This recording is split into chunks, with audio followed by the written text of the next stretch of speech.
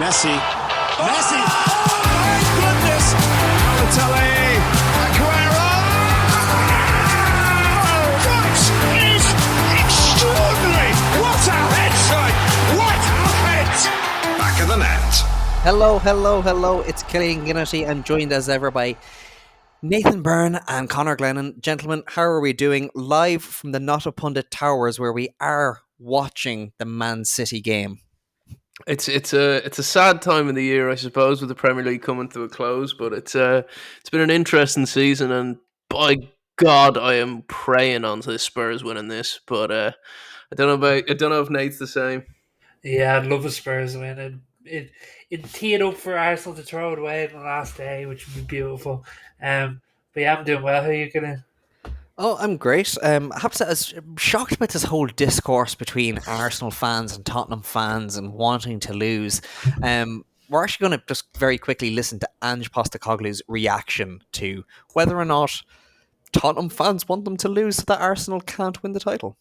A proportion of your fans won't want you to win this game. How do you feel about that and the potential atmosphere it might create? A proportion of our fans. What does that mean? Difficult What to say. proportion? Difficult to say how many. Really? What, 50%? 20%? 1%? Just give me a rough estimate in your mind. I don't know. You don't know? Okay. We'll All find out right. So tomorrow. let's answer a question we don't know the answer to. There's a pretty simple notion to this. There's a game of football tomorrow night. What do you think is going to happen? What do you think we are going to do as a team, or any team on this planet? Are we going to just try and win? It's a simple, basic premise. Now, how that makes people feel, I'm not really fussed. I don't really care. I'd hate to think that anyone thinks that we would go out there tomorrow night with anything other than trying to measure ourselves against a top team and maybe win a game of football that's consequential. How are we ever going to become a team that wins things if we don't win the big games, if we shy away from it? So why would we shy away from a challenge tomorrow night that exists? So, look, I get it. And look, you know, your straw poll of Arsenal fans, if it's correct, then we're going to walk out to 50% of boos and 50% of cheering tomorrow night. But I think that's highly unlikely. Nate, we had a very spicy chat before going live here. Do you understand this kind of reported feelings amongst Tottenham fans that they would rather lose than see Arsenal being a better opportunity of winning the league? Yeah, I do. No fan wants to see their rivals win the league. To be honest, I think Ange is actually a bit tone deaf there. A bit. It's like him saying like, "Oh, I don't really care what anyone thinks in terms of going out there to win." It's like I think you're sort of downplaying how big the rivalry actually is, and I think that's probably something that the Spurs fans won't like. But yeah, I'm 100% for Spurs fans feeling the way that they do and not wanting Arsenal to win the league. But it's going to cost them Champions League football. Like, what would you rather see them on the European stage or Arsenal win a title that they're inevitably going to win because they're the only team putting it up to City? Kidding, like this is like one season of not Champions League doesn't like notch up to a whole history of the clubs. Like, you know what I mean? Like this is years and years and years and years and years and years of rivalry that the red side will get another one up on the white. So I 100% see it. I'd love to know if the Spurs fans that like say this position, they're in the exact same position next year, and the year after that, 3 years no Champions League. Is that better than you're stuck in the Europa League? Nearly call it the UEFA Cup, Christ. And then like the FFP implications, the recruitment implications. There's a time where if it's a one-off, I don't. As more time goes on, before we hopped on, I think I was more so of the you'd definitely be fighting for it, but it. I think when we put it in the context of Sunderland and Newcastle for myself and Killian, I think it's slightly different in the fact that neither of us have won the Premier League before, so I couldn't face seeing them win it. But if you know, if Newcastle had won the Premier League before or Sunderland had won it before, it's less of a thing, you know. I think it's such a small club mentality if you're It is. hoping No, that it you is. like. Is it though? Is it? Oh, it It's absolutely is. That hundreds is of such years it's of. such an inferiority complex. I'd rather drag you down than me do well. Because if But I'm that, doing bad, I'd rather you do bad with me. Like, that's football. We might as well get rid of rivalries then if that's fair. no, no, no. No, it is though. No, It it's is. about I want to do better than you. I want to do better than you, not I want to lose so I, that like you I can don't not want to win. see you not win the title. Like, do you know? Like, Like, I don't know why, lads. I find it very simple in my head that it's like if I put it up to Liverpool win the title, I would be the exact same. I'd be like, no, no, no. Well, you'd rather not have Champions League football. Yes, I genuinely would. I'd rather go through this season again than Liverpool win the title. Honest to God. The only thing about that is just again, like Connor, like you were saying with the difference in Newcastle and Sunderland having neither have won, but like you're so used to being in the Champions League and your season is a write off at United, so it's kind of like it's relatively inconsequential a year Is out. it? Whereas like Tottenham, they're still not a Champions League team. Like they're not a team that you're expecting to be there every year. They might be there once every 2 or 3 years. yeah.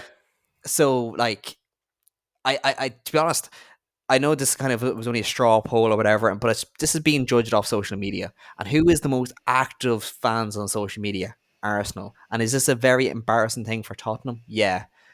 Putting my little tinfoil hat on, maybe this is Arsenal saying more about Tottenham than it is Tottenham about Tottenham.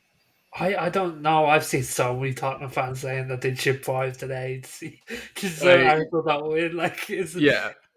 but like, yeah, I can't get past the like as like we're all huge fans of our clubs. It's like it's more of a history thing than anything. It's like how long the club's been around, how and like Arsenal and Tottenham, like they're one of the biggest rivalries in world football.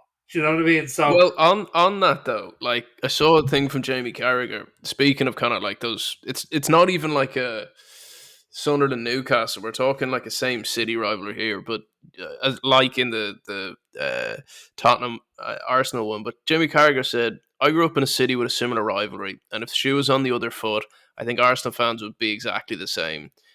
So I've got absolutely no problem with any Tottenham supporter not wanting to win this game. Arsenal have won the league twice at Tottenham. That I kind of forgot. Um, and then he goes on to say they won it in 1971 and 2004. If Tottenham win here tonight, Arsenal have won the league at Tottenham's ground. They just have. like yeah, I think it sums up perfectly. It's like they like if they lose today, which I think they will, it's like that also opens up so much banter on the Arsenal side. It's like I sort of feel bad for Tottenham because they're in a lose-lose situation. But to me, losing the game or winning the game is yeah, It's like such a unique yeah, situation, and it kind of just sums up the madness of football, you know? I'm just going to refer to two tweets from a gentleman that we all know, Alan Cawley, Big who's Al, friend of the pod. absolutely we love Alan Cawley.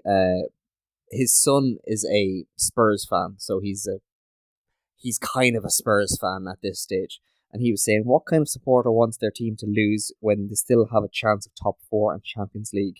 And then about the match itself, how flat is the atmosphere and their team has started brilliantly. Them Spurs fans not cheering them on and wanting them to win.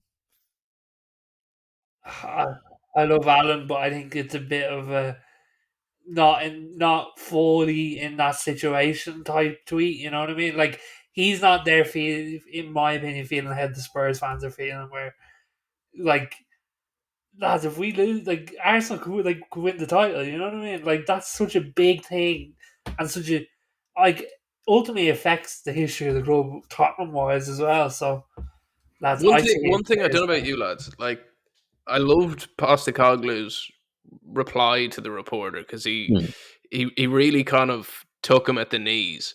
Yeah, it's proper football. Like, let's I go thought it win a was a game. bit tone deaf, lads. See, but I wonder though. This is my question to you boys. Love the reply. Think it was the perfect reply, in my opinion. Do you think it was rehearsed, or that was just off the cuff? Oh, That's who nah, Ange is. that's a PR answer. I think Like, that's who Ange is. I think to be honest, with if you look at Ange's Oh, 1-0 City, City. 1-0. Have got a goal. Haaland tipped it over the line. Match If you look fixing. at Postecoglou's kind of career, he's always brought teams to be better than they were, other than Celtic. But even then, he kind of solidified them into being what they are expected to be. I think that not even acceptance, but the willingness to be mediocre would frustrate somebody like him. And he's a straight shooter, and we've said it many times on the pod that like he takes no bullshit. And I think that whole ethos is just summed up in his answer, kind of going, why would we not want to win?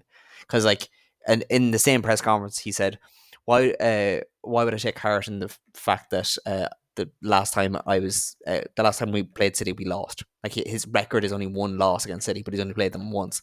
So like, yeah, I think it's just embarrassing from Spurs fans, and I think Ange just needs to teach them to grow up. Lads, I have a real issue with, and this has happened a bit, with Eric Ten Hag, and I pull them up on it sometimes. I have an issue with managers playing down rivalries because I feel like some of them do it on purpose. I don't know about you, but when I'm a manager, I want him to sort of be like a fan. I want to realize the magnitude of playing certain teams and the occasions and stuff like that. And what I got from that interview is I think one of the lines was like, I don't really care. And it's like, you should care. Like, but I think he does the care. whole, well, I don't I know. think he Like, cares. I think he cares as like a don't get me wrong, like he's a football nut. He's a football purist. I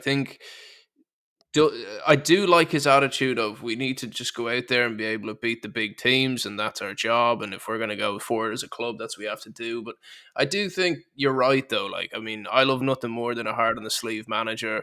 I think I speak for us all in that regard. I think there's certain rivalries that outweigh others. Like, obviously, United Liverpool biggest rivalry there. 15 years ago, Arsenal was right up there with Arsenal United was back in the Keane Vieira days was absolutely huge, and that's waned. And I don't really judge any of the United managers of past and present for that, but I think there is those core rivalries that you have to respect as a manager, but there's also ones that kind of fall off. To be honest, it doesn't like, and you can pull me up in this or whatever, but it doesn't. I always say that before I say something. He doesn't seem enthralled in Tottenham. Like it do, like when I look at Ange, I'm not going like, okay, you're going to be here for years and years. Yeah. I don't think and like maybe this is on purpose, maybe it's not, but he doesn't seem to be enthralled in the club in the way that I'd expect managers to be. And maybe that's just because of the club I support and others. It's like even like thinking of Connor and Eddie Howe, like he seems like a proper, like, he's there for Newcastle. He's fully involved. He's full like, And he I was the don't same get at that. Bournemouth, like.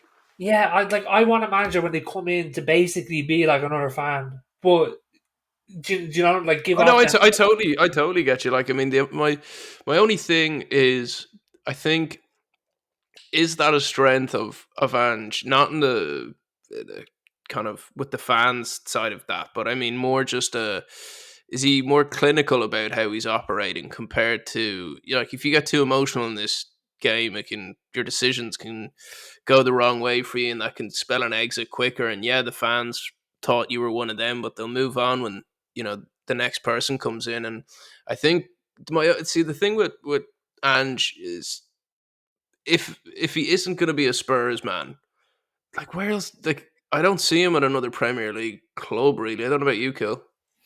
To be honest, I think it's more a symptom of Tottenham because there's only one manager that in living memory that has had that kind of relationship with them, which is Pochettino. And even then, it was not as cuddly as other clubs. I think it's just that's how Tottenham is. I think they're very London, like modern London in that sense, where they're, I don't know, I always just kind of got the vibe of business.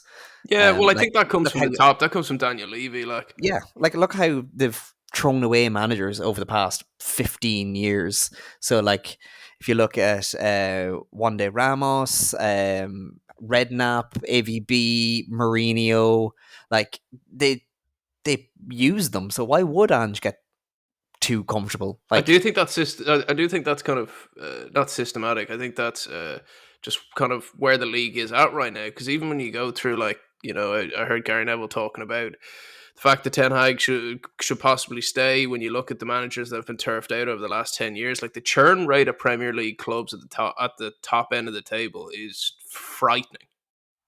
Yeah, yeah, but that's and the aim of the game, though. Like in terms of like, I understand why we're at that period now because the money's so big, and like, to be honest, I lack a bit of empathy when it comes to that because, like, let's be real, managers these days get a good payoff, so Oh yeah, it's a high risk, high reward game. But the thing with Ange is, I think some of it is just his personality, and De like Bruyne looking, seems in serious trouble here, boys. Sorry to cut across you, Nate, but Jesus, he is screaming. yeah, oh, bad. he's a very pale man, so it goes very red very easy. Oh, Oh no, he looks in trouble. What is that? Okay, comes in from the. Oh, that's a hammy. yeah, That's a hammy. he can't catch a break, can he? Yeah, no, there's something popped there. This looks like it could be the beginning of the end of De Bruyne at the top level. I think we'll Oh see him jeez. kind of. Oh, he's in trouble, boys. Get him to Inter Miami.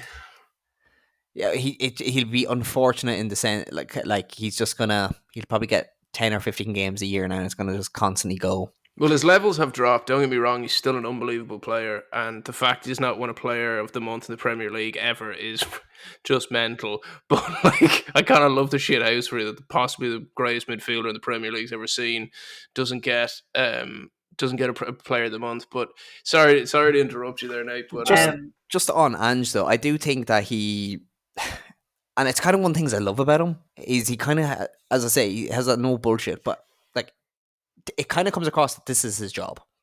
yeah, but that's one of the things I That's hate his about job. him.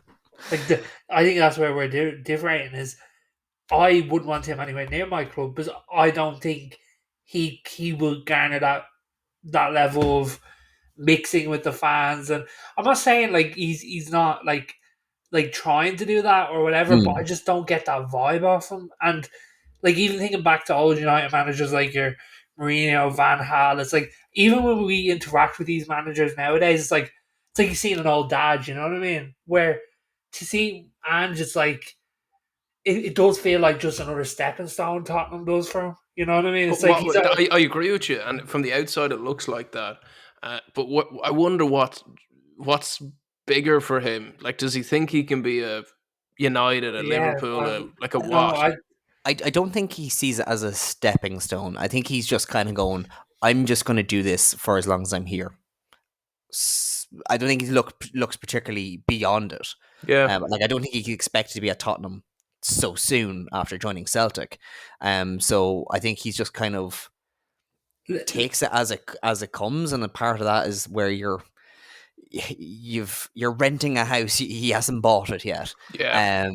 Let me And ask this: do you think he's thrilled to be at Tottenham?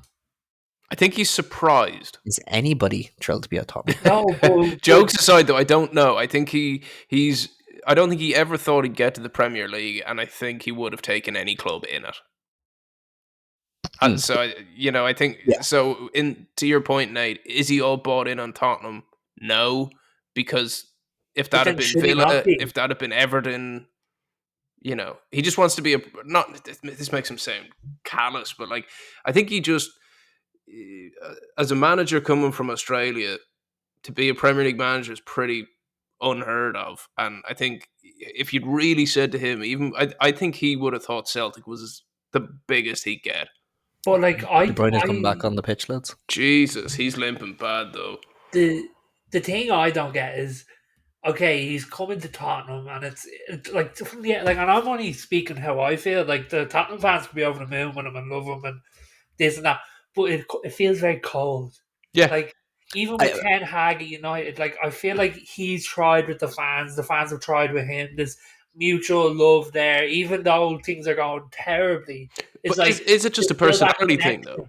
Is it Well, just he may feel it, and like, you know, we saw the way he was with the fans at the fan forum, and you know, he's embraced kind of, I suppose, defending Tottenham's honor, and maybe he's just different personality wise, that he may be dancing around his living room every day before training, but he just comes in as a kind of a relatively cold operator. To be honest, Nate, I think this just comes down to expectation. Like with United, you expect somebody that's going to live for the club because that's what you have had. Tottenham haven't had that, so I don't think they expect it. yeah, yeah, So like when you're not getting that kind of affection from the fans, it's not going to encourage you. And when you're realistic about the Premier League, you're not going to do it. You're not going to put yourself out there either. yeah. So I think this is just modern day football. But He like, is the Benoit 100%. Assewakatu of management for Tottenham. I'm here to do the job, and I'm going to do it as get good as I paid and go can. home. Well, I Oh, think he wants to move it on, because he just seems to want to win rather than being paycheck driven, and I think that's why he wants to win this game. And Ederson is actually on the ground. Looks like he got a knock to the head. I think he's out cold. I don't know he's if he's moving there. out cold, but he may be concussed. Pep looks very worried, shouting at his bench. Defender Mental was kind of staff is pointing at going his over. tongue, so they're running him Yeah, pretty swift. realistically, he can't continue. So Is there HIAs in football? not really, no. It's just on the physio to kind of go, Yeah, and basically, if they don't do it oh, right, stretcher their coming out. stretcher's coming out. So now that could be a precaution. So I wouldn't be. I wouldn't be diagnosing them just yet. Honestly, my heart goes out to players of this tail end of the season when there's a major tournament coming up. You know, as a Ireland Like, fan who doesn't have any skin in the game, you want to see the yeah. best players. Obviously, he's not from Europe, but just across the board, you kind of hold your breath with the big This could players. be a season-defining moment because who's their backup? I know Scott Carson's third. Could Scott Carson be on the pitch yet? Could he win Has he Arsenal the played league? for City, like in the Premier League? Yeah, I Ooh. think he's played like a couple of games. And I think he's won't 5 accuse the man games of in 3 robbing a years. living, because like He gets 30 grand a week. Like he is living. No, he's never played in the league for them. that's mad. Like apparently though, I know I'd seen a thing Played with in the Ben Champions Foster League. and Jack Grealish that apparently Scott Carson is like Mr. Locker Room. Like he Yeah. embraces that role of cheerleader. He is very necessary to them in a almost just a, I don't know, facilitator of a Well, fucking vibe man. apparently, the big thing for him is that he's a big influence on Ederson. Oh really? And it's Ederson that is very much, no, he's my guy. Because don't forget, Ederson would have been coming in, new country and all that, and Yeah. he would have been taken under his wing. So Stefan Ortega is warming up there now, who's their backup goalkeeper, who does have a few appearances for City in the league. You can keep your Stefan Ortega. I want Scott Carson. Just Pep Guardiola's casually rocking casual clothes with 500 grand watch on his wrist. a Richard Meal special. Yeah.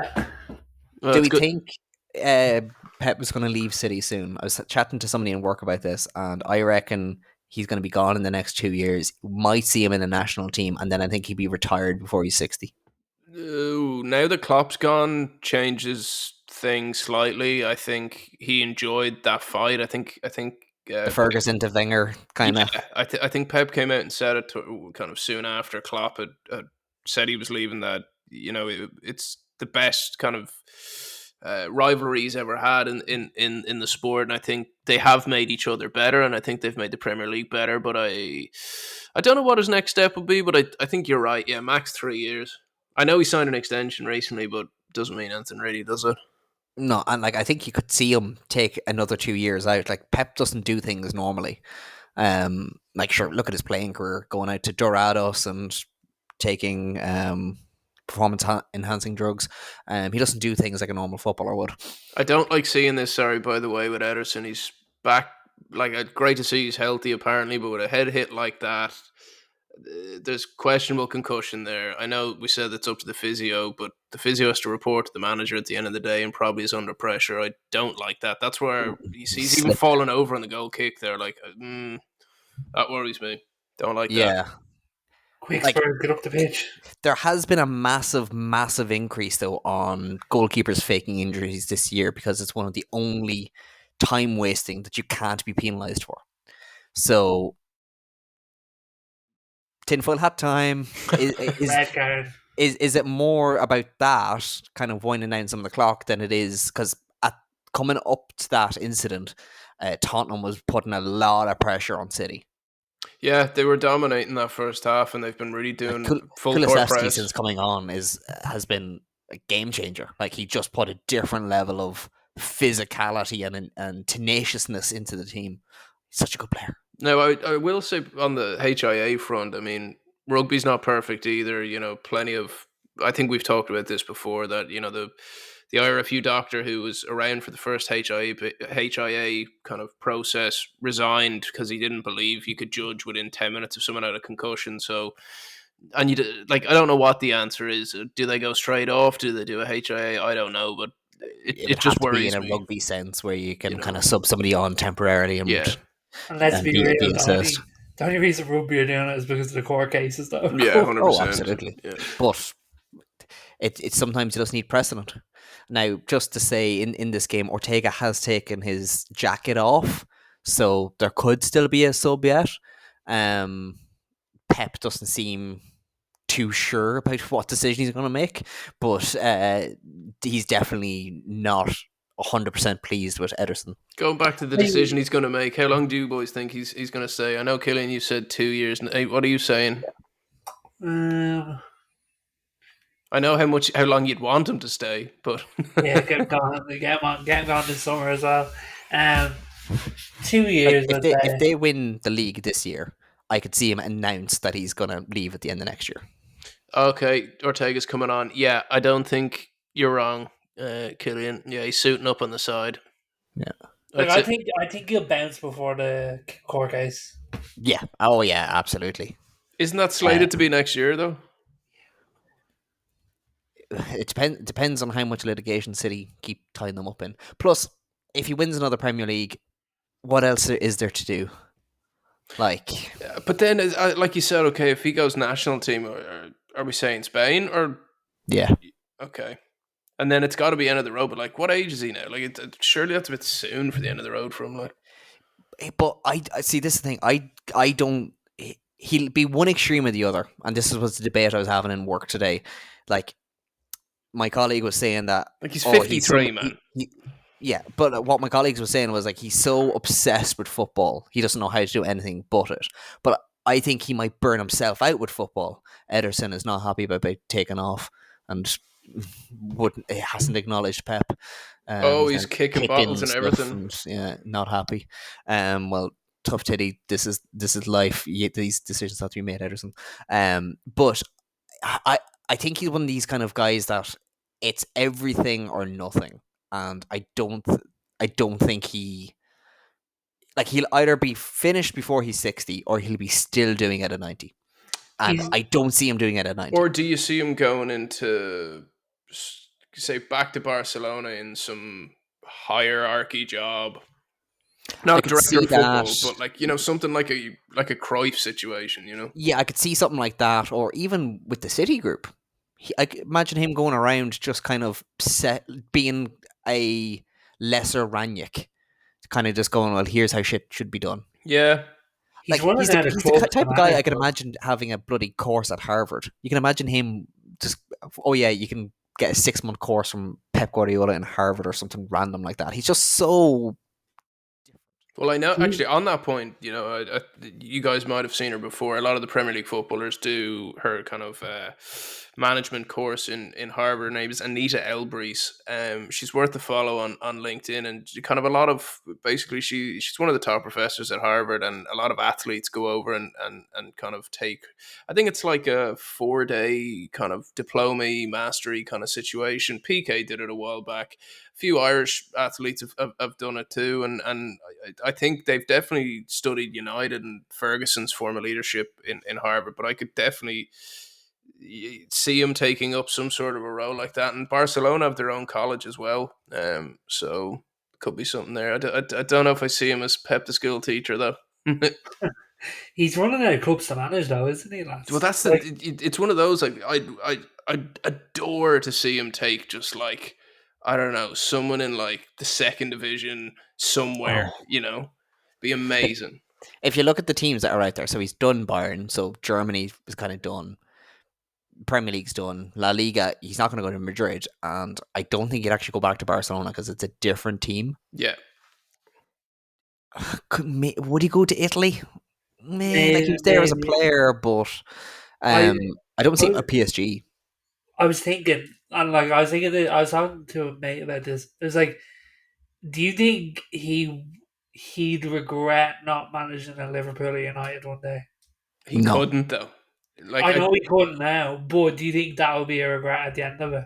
in I what don't- way to be like culturally Only- associated with like Just like that type of fan base that is like a Bayern or Barca. That's not me trying to say it. It's just I imagine know. Pep doing what he did with a Man United or Liverpool. I don't it'd think be he could have done it there. possibly, but Plus, like he's had that experience with Bayern and Barca, and he's going to have a statue outside the city. So Yeah, Like, no doubt about it. I think at the end of the day, he's going to be like a statue outside the city. Jesus, yeah, You and, know, and like in fairness, I think his tens of millions will kind of probably keep him warm at night when he's complaining about. But you not- do wonder though, like at 53, like okay, look, regardless of how long we think he's going to be there, 10 years time he's defo not there, and there's only so long you can manage an international team before it gets same, or even the best get pushed out at international level. I genuinely wonder, like, and this is me just throwing like things up in the air. If United turned around tomorrow and he says leaving City and offered him a deal, what you would think? There's no way. I'd say there's some kind of non-compete clause with City. Regardless So- of that, he's a No, man of but- integrity. Like Jesus, boys, come on. He'd sooner. He's got that much integrity. I wouldn't be surprised. Like, Jenny, I think managers, especially managers in the top, like the highest level, I think they crave more than anything is that connection with a club. Like, I think that would be one thing. Is he was at Barcelona and stuff, but he didn't stick around to where, at least Klopp and Would you accept him at United would I accept after what he's done for City? Pep Guardiola? Would you accept him? United? Lads, I don't even know why we're discussing. There's just no world. Would I accept Pep Guardiola much? No, but I'd accept him more than I'd accept Klopp. Yeah, but the Klopp's never going to happen. I'm just actually looking here. What the odds on his next club, on his next team, should I say? Barca, Spanish national team, Brazilian national team, Juventus, That Oh. could work. maybe England national team, No, PSG, no. New York City FC. Stranger things have happened. I can see that. He also did his sabbatical in New York. Remember Yeah. that? He lived out why there. would he go to New York? Like, come on, lads. maybe not as like an actual manager, but I can definitely see him work out there with them. Yeah. Yeah, because I think competitively, I get why players go, but not managers. I think if he wants to elongate his career in football, Juve's the play, then Spain, and then who knows if he really still has something left in him in New York. But I don't know why that one's really sticking with me. New York is like, I don't see It's it straight City away Group after as well. City, but like it is City Group, yeah. And Like take 2 years out, be an advisor to New York City while he's doing that. So kind of like running around the Big Apple, yeah, doing that on the side, keeps him in the City Group, and then becomes global head of development. and I remember him saying before that it's the happiest he's ever been because nobody really knew him there. You know, like it. I think, yeah, I don't think he's going to. I don't think he's going to be around when he's in 10 years' time. I don't think he's going to be managing then. I'd There's just say something well, about he's him. 53. I'd say he's gone by very latest 65, 66. Do you know what's going to happen, yeah? Is he's going to go manage Spain. He might go then manage Juventus after. And then he'll go to one curveball club that will be like a Dortmund or I don't know, but like something to shits there that's been so long that people forget, if you get what I mean. Yeah. Or do you see him going to like what's the Citigroup club out in Japan? Yokohama? Yokohama? Yokohama Mariners. Yeah. That kind of thing wouldn't be like that That's could just be a shits very and giggles old. job, you know? No, like, and that's where I pull the plug on it. Is he will jump? He'll jump before he's pushed. Like in terms of like, I don't see him at a So New York or a, in 2023, apparently, he's said, I would like the experience of living through a World Cup or a Euros or a Copa America, whatever it is. I would like that. I don't know when that would be, if that is 5, 10, or 15 years from now, but I would like to experience the of being a manager in a World Cup. Well, I don't think there's a doubt that by the time he hangs up the whistle, shall we call it, that there'll be an international team on his CV. Most Spain's the obvious one, or maybe is it too obvious? I don't know. Absolutely not England. He's smarter than that, because he knows it's a poison chalice. Yes, you've got arguably now we're going back into golden generation chat that I hate talking about, but you look at that England team right now and it's absolutely frightening. But I think there's legacy loss potential if he takes the England job. While Spain, I think he'd be beloved, for obvious reasons. I think he could take England now that I think about it. Well, there was talk of would Klopp take England, the players are that good that I don't see why not. He wouldn't. Would he take the UAE team? Genuinely, like he did it as a player. Like he was out there as a player. UAE owned City. Well, yeah, but if he's getting out of City before those charges hit, he wants nothing to do with that ownership group. I don't know. Like they seem to have a cozy relationship, and they've backed him to the tune of what, 2 billion in players. So like, yeah, but I think if he's going to go to that level of players, the MLS is more likely. Say City get found guilty, yeah. How does he react to that, do you think? Well, he said before, didn't he, that if they are proven guilty, he will leave. Yeah, but I'm talking when people call into question then his success and a lot of it happened before him. To be fair, I think he would be bitter about it. I don't think he'd like the question. He's ultimately complicit, but I think I don't think he'd like the accusation of kind of going, well, you didn't deserve to win then, because I think no matter what happens, they're not going to take the titles off them. They're not going to do like a Lance Armstrong Tour de France situation. No, and I think he would resent the asterisks that would have to be beside them. Do you think then his greatness as a manager gets called into question at that I point? don't think so. I was about to say, it affects how he's viewed in the future? I really don't think so, because I think it will. The situations there that were outside his control that he came into, whether knowingly or unknowingly, for me, he's still the GOAT. I think what he's been able to achieve with not just like this isn't just because of the City team. Just when you look at I think the biggest thing for me with I would have died on the hill for Sir Alex that he was the GOAT.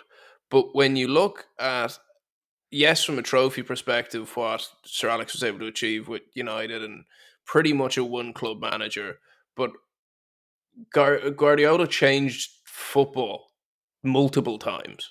But if you're using that argument, you might as well say the same about Johan Cruyff being the greatest manager of all time. Yeah, I think there's two. I think they're two different things. Like I think if you can affect football and then look at Bielsa. Someone else can also be the greatest manager. Yeah, like Bielsa and Rangnick aren't in the conversations for best ever coaches, but they're two of the most transformational of the 20th century. And I think how much money does Ralph Rangnick owe you? But if you look at the two streams of top level football, you're either a Bielsa follower or you're a Rangnick follower. That's just a fact. Well, do you think that Barcelona team, yes, they had the players, do you think they could have done the things they did without him? Yes. I don't. I think it was the right mix at the right time. But he did have one of the greatest teams of all time. And since then, he's had all of the monies of all time. And like look, the one time he didn't spend all of the monies or didn't have all of the monies to spend at Bayern, and in Bayern terms, that was a mediocre tenure. Well, it was a blip It, is the it, wrong word, but it was just a very it matched expectations. yeah. For like that was the minimum expectations, and he did that. Fair play. Other managers have gone in and not done that. Other guys have and have done it. So, like, when you look at the likes of Niko Kovac or Hansi Flick, both varying degrees of success. But no matter what, he's going to have. So, like, think of it like Pele being the best player of all time. I think he's going to have them kind of conversations, kind of going, yeah, but it was Santos in the 60s. Yeah. I think it's going to be, yeah, but he had Messi. Yeah, but he had €2 billion. Yeah. Yeah, No matter what, there's always going to be a qualifier for and his I don't think success. he'll ever in the future. I don't think he'll be judged on his football. I think he'll be judged on the trophies and the things around it. So I do think if they get found guilty, that's just going to instantly put But an you asterisk. look Every time it get brought up, then it'll be like, oh, but do you remember when he was at that team that got juiced up for 7 seasons? Like, do you know what I mean? But if you look at United, and this isn't me trying to rile you up before you think it is, obviously the numbers were much lower, but comparatively, Fergie had all the monies too for a Mhm. long Yeah, stretch. but not to the degree that like Pep United were able had. to get anyone they wanted for 10 years. True, but Manchester United also had a huge amount of homegrown players, like an Absolutely, astronomical. yeah. But it's not even just that. It's what 18 Premier League titles. So they dominated an era. No matter what, the short tenures of Pep is always going to go against him. If he had done what he did in Barca for 10 years, then it's undeniable. But he did it for what, 4? But one So thing I will say, I think that's always going to go against him when it's kind of like, well, Ferguson rebuilt teams over and over and over of his own creation. So like he knew when to make the switch, whereas the switch Pep was making was a new team. I will say as well that Fergie's treble was more impressive than Yes. Guardiola's Yeah. because of like you look at like you play that 99 team against the City treble team. City absolutely rinsed them. No question. So when we're talking from taking a bunch of players that, don't get me wrong, there's some absolute worldies in that team, but you look at what do you think about that as a United fan, Nate? Like, take the red lenses off for a second, and does that 99 team Literal rose tinted glasses. does that 99 Oh team beat the yeah, City treble team? uh, I don't think so, and that's why I don't it think. could lend itself to Yeah, Fergie being the top guy. I don't think we can quantitatively match them up. If that makes sense. Like I think they're two totally different sides and two totally different eras. I think they each bring their own like assets. Like I think that United team would dig way deeper than that City team would. I think they're a closer team. I think they're more of a more tight knit group.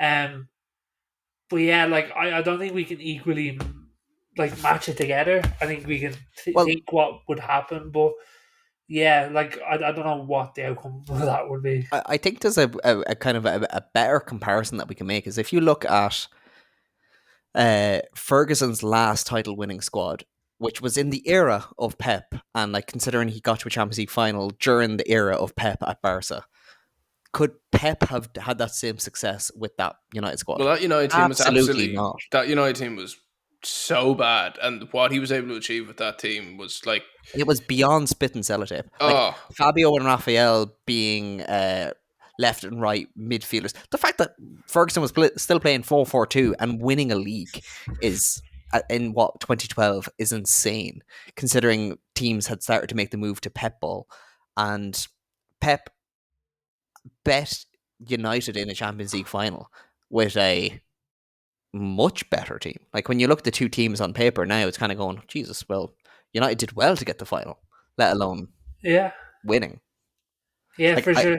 I think Ferguson was one of them managers that the team was better than the sum of its parts, and to an extent, City is as well, but not by much. so what are we saying? I'm sticking with Pep as the manager goat, but like I think Alex Ferguson was the greatest manager. Pep is one of the greatest coaches, and there's a very, very big difference there. Manager and coach. well, there's also a third category, and this could be a pod in itself that I think come the summer we might have to investigate. But best manager, best coach, and best tactician. Oh my God! Come on, Spurs! Come on! Come on! Son, Oh, you you doubted Ortega. match You fixing, doubted match him. fixing. Oh, That's match fixing. Shame on that. Son's too nice to match fix. Oh, that was Oh. their chance. That was it. So for those listening, that was not great at podcasting, but basically Son was clear through one-on-one with Ortega, or kind of just try to put it down to Ortega's right-hand side, and she just put the hand out, stopped it. Ortega just got another year in his contract from that save. Yeah, there's only 4 minutes left in the game. City are still 1-0 up. So barring a loss on the last day, as things stand, it looks like City's going to win the league again, which That is horrible. to me is very boring. Going What's into Son that doing? last day though, like there's some spicy fixtures there. Arsenal, Everton, Arsenal at home. That could go either way. United are away to Brighton. That could. I probably would call that a draw. I don't know about you boys. We trashed them. Liverpool Wolves kind of a meh game, but the last game for Klopp at home, and City have West Ham at home, which could be a bogey because it's David Moyes' last game. Do I think the players give a shit? Probably not. The atmosphere might be there for it in terms of like when the manager knows they're going, like fan bases seem to get behind them a bit. And I think it will add a bit of spice to it. Interesting though, Connor, what do you think the score tomorrow will be between Manchester United and Newcastle?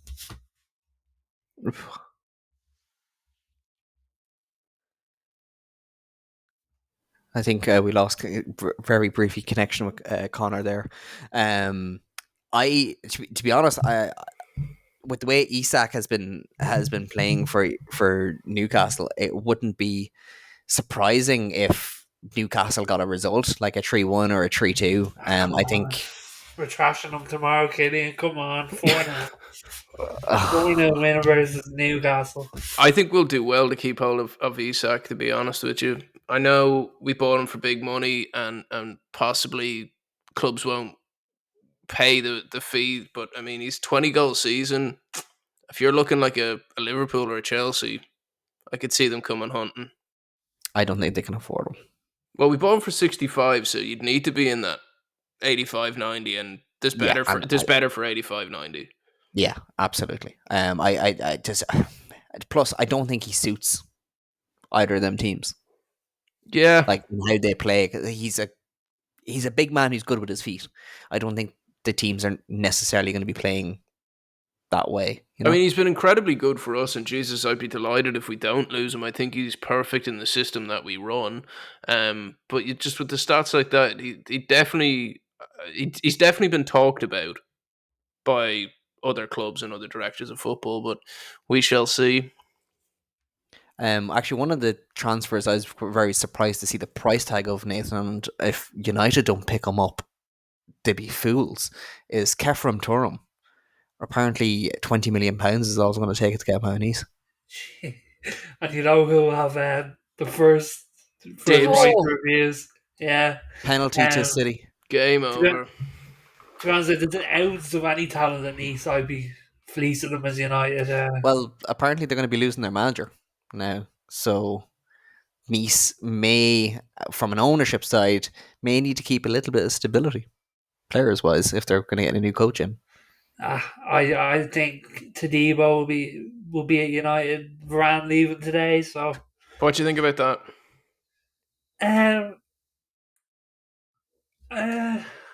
I'm sad he's gone. He's been very injury prone. I think that's been the biggest thing. Is he's a great player. It's just he couldn't keep it together for a large part of it. But I think thinking back to last season with him and Martinez, they were top for a huge part of last season.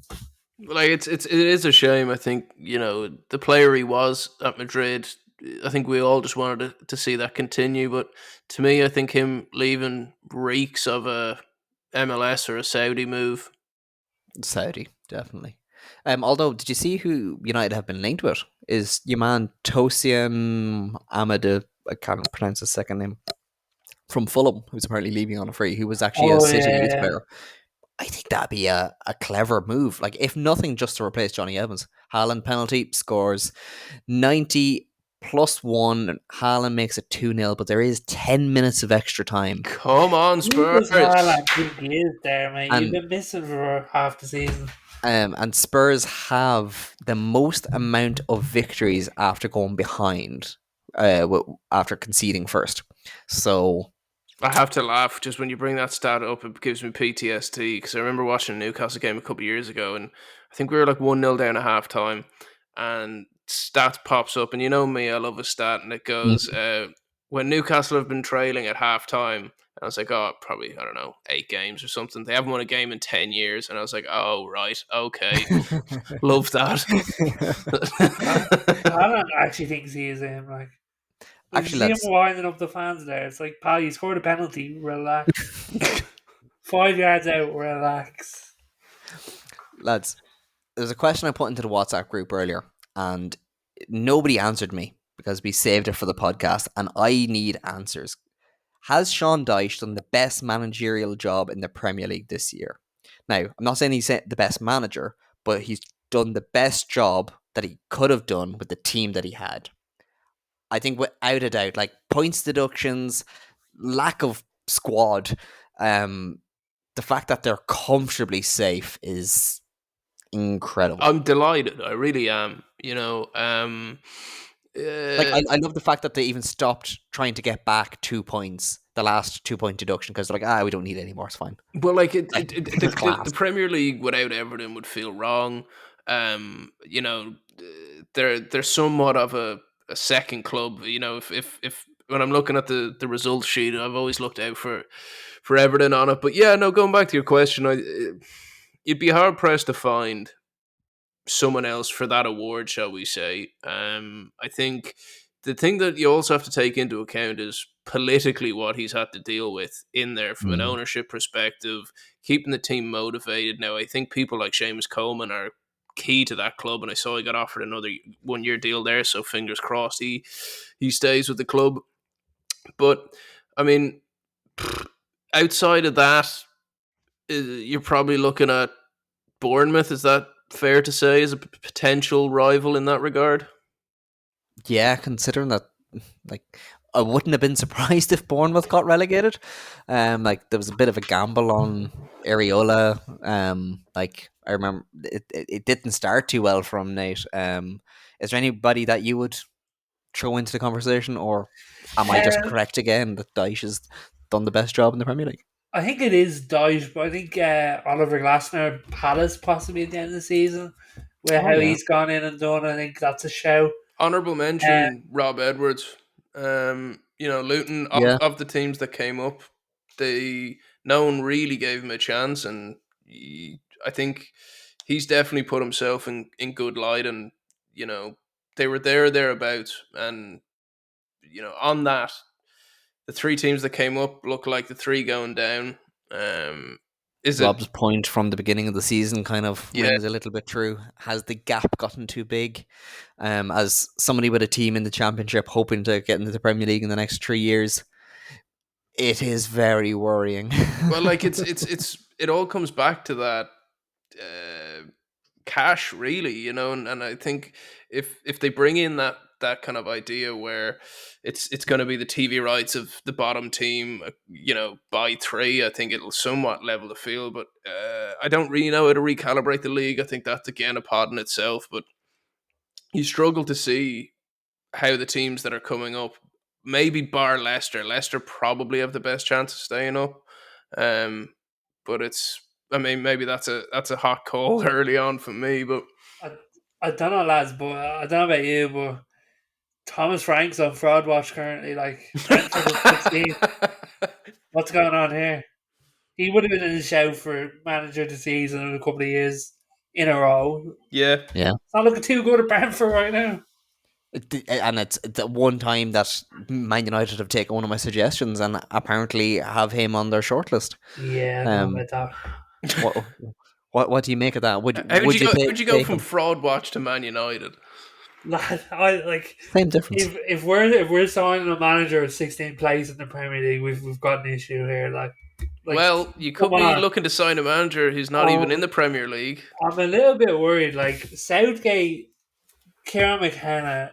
Kieran McKenna, we can talk about that another time. But Kieran McKenna, Thomas Frank, it's like Let's not that's put them in the same breath, though. I would take Kieran McKenna over Thomas Frank just for the Oh no. for the experiment. yeah. Not for the. I don't think it would definitely work, but I'd be more curious as to that. So Thomas Frank is currently third favourite behind Tuchel and Southgate. Has the Tuchel chat kind of cooled off, or is it still in? Is there still chats going on? To be honest, there's not really much concrete chat going on like anywhere. Like it's all just a bit speculation based right now. So I don't know. I feel like it's just we have to wait till after the FA Cup final. Yeah, like I'm just looking at some of the lists now being linked. Like there's the classic ones: Graham Potter, De Zerbi, Zidane. And it's only There's a taken few- 56 minutes, my friends, and Graham Potter has got his honourable mention of the pod. Oh, I already mentioned him Get about him. 15 minutes ago, so it's fine. I'm happy. But one of the new names on the list that I thought was interesting, considering he's done a very good job, is Thiago Motta. Like he reached headlines maybe a year and a half ago with his controversial 2-7-2 formation, Yeah. where he was where people thought that he was playing a goalkeeper in midfield, and he wasn't. It was just a ball playing goalkeeper when he was looking at it from left to center 7 and 2 on the right, rather than a kind of traditional from the back to the middle formation speak. But like he's done a very good job over the last couple of years, and I think it's I think it's great. Like even for him to be in the discussion, because I would love to see him in the Premier League. Like his Bologna team is, yeah, they've been doing very very good in Serie A. Like they finished 9th last year, and they've brought through the likes of Aaron Hickey and stuff. It's a bit of an Arnie slot, though. You know, it's a bit of a.